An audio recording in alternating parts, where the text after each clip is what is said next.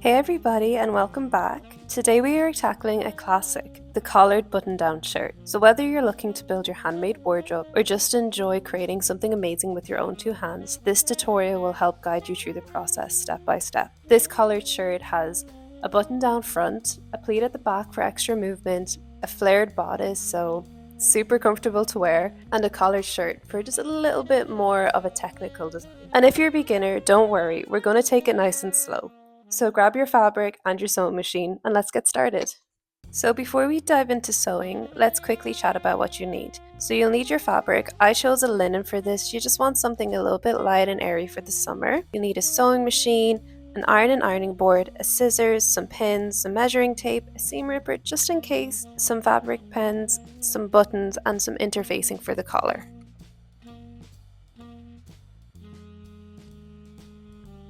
So once your pieces are all cut, it's time to start sewing. We'll begin with the facing. Start by joining the back facing to the two front facing pieces together at the shoulder seam. Pin them right sides together and stitch using a 1 cm seam allowance. Remember to backstitch at the beginning and the end of each seam to secure your stitches and then press open the seams. And then once that's done, I like to roll the outer edge of the facing just so we have it nice and hidden before we attach it to our shirt. So go ahead and stitch and press this down and then we're ready to move on to our collar.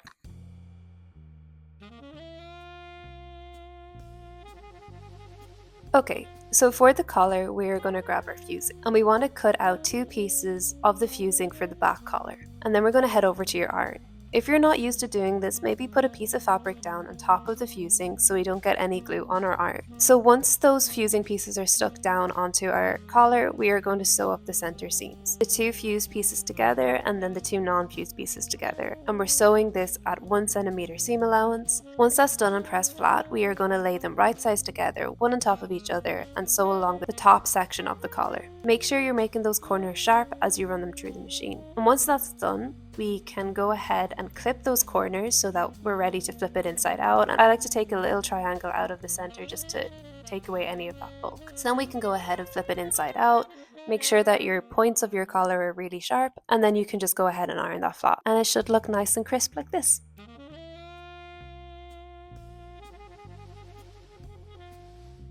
Okay, now we have to mark our pleats.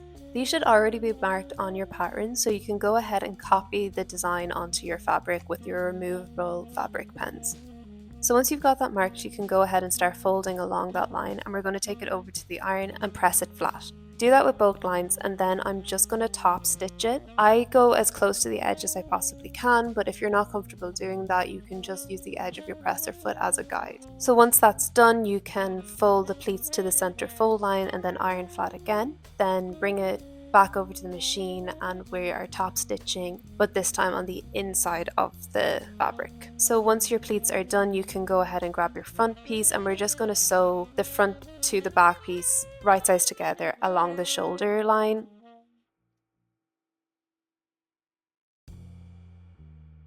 So now let's grab those 3 pieces we've made. First we have our main bodice piece, and we're going to line up our facing to the neck edge of the bodice. It should fit perfectly together. And then we're going to just place our collar on top of it. Now, the collar gets sandwiched in between the facing and the main bodice, so let's start with the collar. We're going to line up those center back pieces, so along the center of your pleat and then that seam line on your collar. And then you're going to have to maneuver the straight edge of the collar along that curved line of the neck. I like to snip into the corners as well, just so that we're creating a smooth finish without any grooves or bumps. So you're just going to pin it down, and then we're sewing that at 1 cm seam allowance.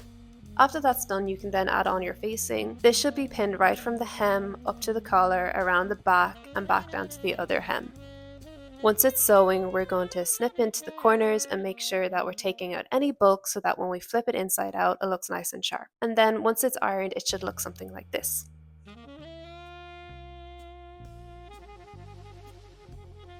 So the sleeves need to be gathered. On your pattern, the gathering should already be marked out, so you're just going to notch the section where the gather should start and where it should end. I'm just drawing it onto the fabric to show you. We're going to head over to the machine and you want to change your stitch length to the longest, so that will either be a 4 or a 5. And then we're going to just stitch along the curved edge of the sleeve, back stitching at the start and then no back stitching at the end. When we take it out of the machine, you can take one of the pieces of thread and just start pulling it, and you'll start seeing the material gathering like so. Evenly spread those gathers across the curved line and it should look something like this. And oops, just before we forget, I actually forgot to put in the dart. So on your front bodice, you are going to trace the dart out from the pattern. I like to mark the top of the dart with the pin, and then we're going to match the 2 notches at the edge of the fabric together. Fold the fabric in half and we are sewing from the pinpoint right to the notches, taking out the triangle of the dart. Okay, so back to the sleeve. So with right sides together, you're going to start pinning the sleeve head to the armhole, and we're going to sew that at 1 centimeter seam allowance, and then you can press flat and it should look something like this. Okay, so once we've all got that sorted, we're going to move on to our side seams. Pretty simple, you're just going to line up the 2 side seams from the sleeve cuff to the bottom of the hem, and we're sewing at 1 centimeter seam allowance and then press flat.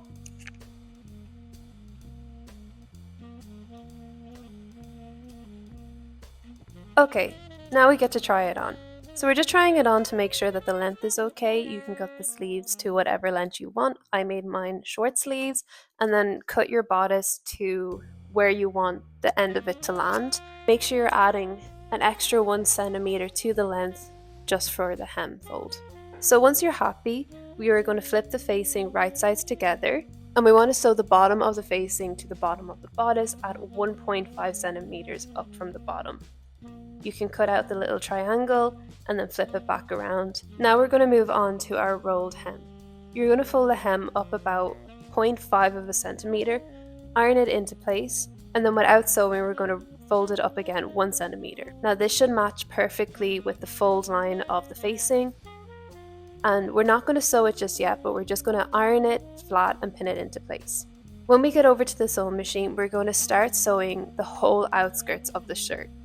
We're going to start at the hem, sewing across the bottom, enclosing the fold in place, and then we're going to top stitch along the facing, up to the collar, around the corner of the collar, around the neckline where the collar stand meets the facing and the shirt, over to the other side, around the corner, and then down the facing and back across the hem to where we meet at the beginning.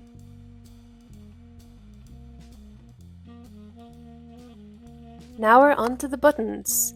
So you can go ahead and choose how many buttons you want, what size, what design, it's all down to you. I chose these really cute polka dot ones, so we can go ahead and lay them out on your fabric and find where you want to place them. Usually for women you place them on the left side, and for men you place them on the right, but it's completely down to you on whatever feels comfortable. So go ahead and put a little dot where you want to mark them, and then I align the same point up on the other side. Now most machines will have a setting and a foot that you can just automatically do your buttonholes with, but unfortunately mine doesn't, so I have to mark out the length and everything and then manually stitch the buttonholes in. But just follow your machine's instructions and maybe do a few practice tests before you put it on the real thing. But once your buttonholes are done, you can go ahead and grab your seam ripper. I like to slice them open from the edge to the center and then repeat on the other side, just because I get so afraid that I'm going to slice straight through the whole thread and ruin my shirt. This is probably the only point where there's no going back, so I would just do a few practice tests and take your time with it. But then when you're done that, you can go and grab your buttons, and again your machine might have a setting where it will automatically stitch on your buttons. Mine doesn't, so I'm just doing it by hand. I do about 3 stitches back and forth and then tie it off, and there you go. You've got a nice secure button down shirt.